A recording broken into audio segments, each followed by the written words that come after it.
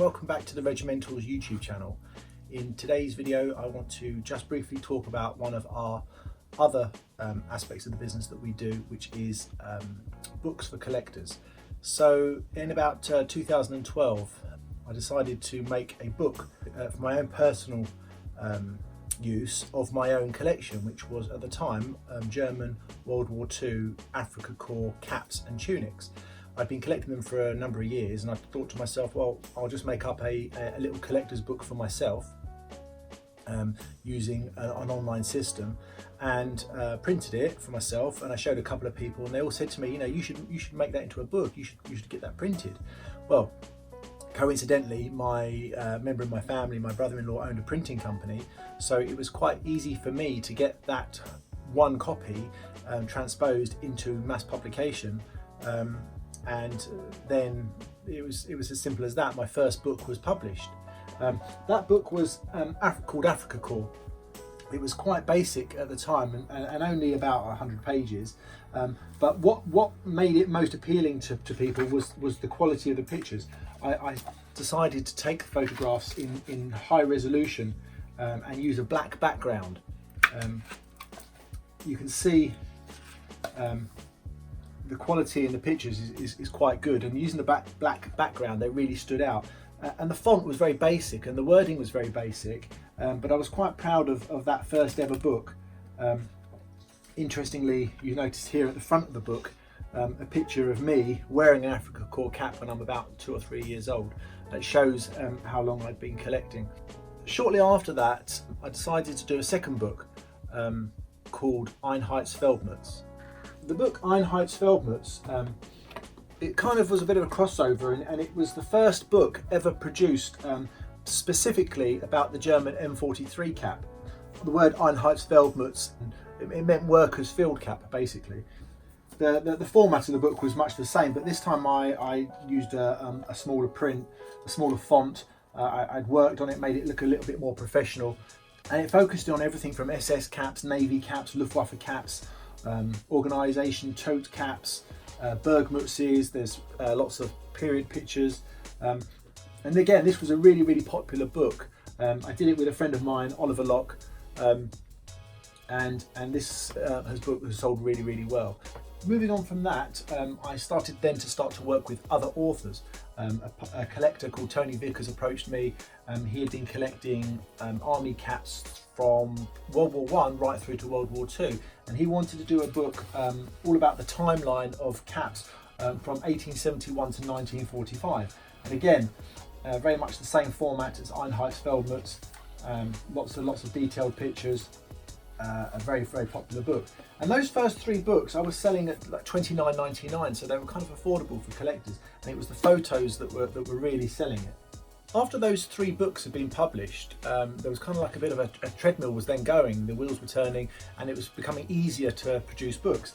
So we decided to do a book with Bruce Wilson called Denison. And again, nothing had ever been done on the Denison smock before. The Denison smock is the camouflage jacket worn by British paratroopers from World War II right through to the Falklands.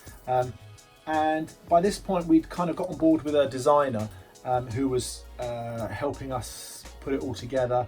I did this book and it was kind of like this one was our kind of like first book where we'd really jumped into becoming professional publishers. Everything before that seemed a little bit like it was kind of make it up as you go along, and at this point everything seemed to get a little bit more serious. We started mass producing the books in higher numbers, and this one was a really good seller for us. And then we started selling the books, these ones, at $39.99, so the price of the book was going up because the quality of the book was getting better. They were all getting that little bit thicker. After Denison, the next book that I did was a book that I authored it with my friend Oliver Locke again, and this was British Airborne Headdress. It kind of followed on from Denison, very much the same, but it focused on paratrooper helmets and paratrooper berets of World War II right up to the present day, Afghanistan, modern day stuff as well. Because it was covering a lot of modern day stuff, it kind of opened up a different market, and more of the current troops who were serving or interested in the current conflicts started to buy these books. We were doing them in collaboration with the Airborne Assault Museum, so it kind of gave us a good insight and access to their archive as well, which was very helpful. So following on from Denison and Airborne Headdress, Oliver Locke, he decided to do a couple of books on his own. It wasn't my field of interest, he was much more knowledgeable on it, which was Airborne insignia. So again, these books were even thicker, so the price of these jumped then up to £49.99. This is Airborne insignia, sorry, British Airborne insignia. This was the first volume, and it really just focused very much on the insignia worn by the paratroopers in greater detail. Really, again, lots of high resolution photography, and then he followed that up with Airborne Insignia Volume 2, which wasn't so much about the British Airborne, it was more about Canadian troops, Polish troops, the Free French, all the guys who participated from the Commonwealth and our allies, really, along with the British Airborne. And it's all the jump wings. There's a feature in here on SAS insignia as well. So Volume 1 and Volume 2 of Airborne insignia, they sold really, really well. So keeping with the British theme, we also have published books about the British Army in World War One. So these are two books here, Campaign 1914 and 1915. They were written by Chris Pollandine. Obviously, Campaign 14 features everything it was used in the war in 1914 and before, and Campaign 15 is everything that was used during the second year of the war. I'll show you briefly inside the book so you can get an idea of the kind of detail we're showing. Lots of tunics, lots of equipment. And with the campaign series, there's been a bit of a delay in getting Campaign 16 out, but good news is that it is happening, and Chris is currently working on putting all the words with the pictures, and that will be published later this year. I think Campaign 14 was $39.99 and Campaign 15 was $49.99. So when Campaign 16 comes out, it will be $49.99, and it's a lot of anticipation for that. There's a big demand for it. So this is the Felzug series. Now, I featured these books a lot in my YouTube video, so I won't go into too much detail. Many of you who've watched the videos know the author was Michael Baldwin. He was the most advanced collector in Europe of German World War One combat gear, equipment, uniforms and headdress, and he wrote these books all about his collection, and everything featured in the books is from his world famous collection. And as you know, sadly he passed away, so these books are kind of like very, very, very special to us, and we had a lot of fun making them. They all sell at $39.99, apart from Felzug 1914, which is now out of print, and if I do get another copy of it, I usually charge about $69.99 for it because they're in demand. Everyone wants one. But we completely sold out of 1914. So moving on to the World War II German books that we do. This Ausrüstung Volume 1 and Volume 2 is a set of books which were written by my friend Roly Pickering. He's a very knowledgeable collector, collecting SS and paratrooper and mountain troops and army field gear and equipment and uniforms. And we realised that no books had really been done about basic equipment in such detail, so we decided to do a group of books all about pouches, Y straps, ammunition carriers, water bottles, gas masks, all things like that. That was belt worn equipment, really, gas masks, rucksacks, and it was a really colourful book. This was probably our most successful book. We were selling the set for we still sell the set for £89.99 for the set, and it was so popular, the whole print run sold out within a year. So we had to have it reprinted. So all that's available on the market now is the second edition. If you do have a first edition set, they have actually gone up in value. So these are really, really popular sellers. The author Roly Pickering also has done now 2 books about German paratroopers in World War II. It's called Fallschirmjäger. Fallschirmjäger Volume 1 is a really attractive book about paratrooper smocks and helmets. There's so much to show: helmet covers, camouflage helmets, helmets with wire, relic helmets. Look at that, Fallschirmjäger Regiment 6 paratrooper helmet. That's a really, really popular book. And obviously then the smocks, the tan and water smock, the splinter smock, and some of the really rare early smocks, the step-ins.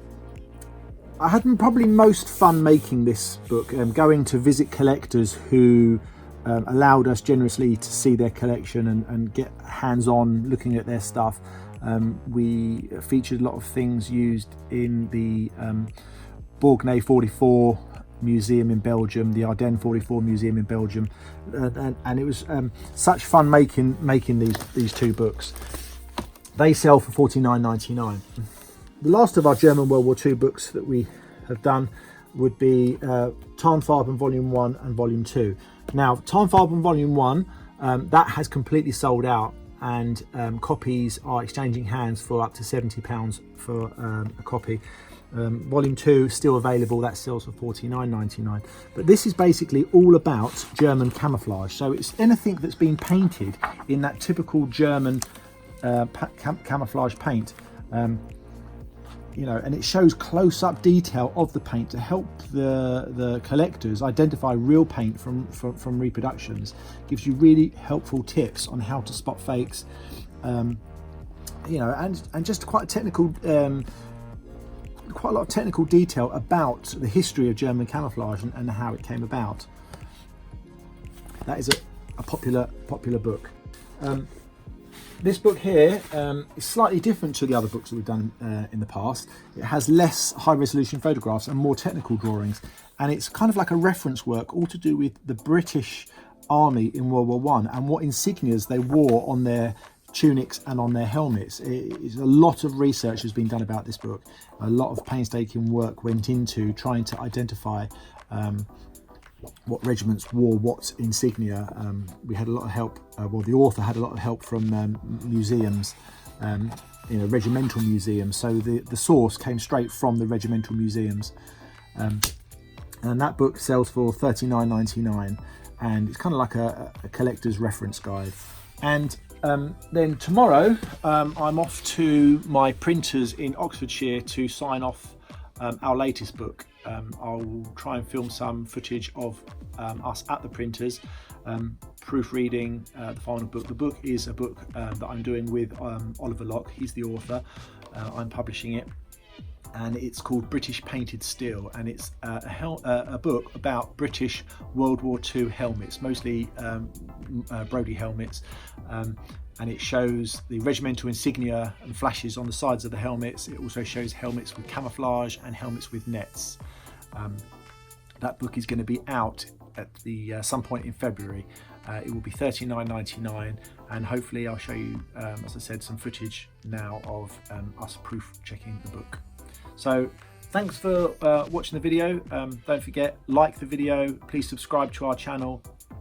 All of these books are available to buy on www.regimentals.co.uk, or you can also find them on my Military Mode websites, which is www.militarymodepublishing.com.